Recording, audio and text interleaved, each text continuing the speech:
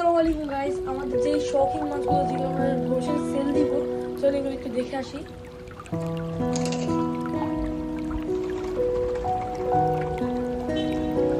এখানে এসে আমাদের পার্পল মোজাইক, যেগুলো মানে কোয়ালিটি দেখলে মানে মাথা নষ্ট একটা কোয়ালিটি। মানে ফিমেলগুলো দেখে না মেলগুলো দেখে মানে পুরো একদম কয়দিনের ভিতরে ব্রিডিং করে বাচ্চা দিয়ে দিবে। আর আমরা যে কালকে বাচ্চা পাইছি, আপনারা যদি দেখেন এখানে দেখতে পারেন, এই যে মানে বাচ্চার মানে অভাব নাই, এতগুলো বাচ্চা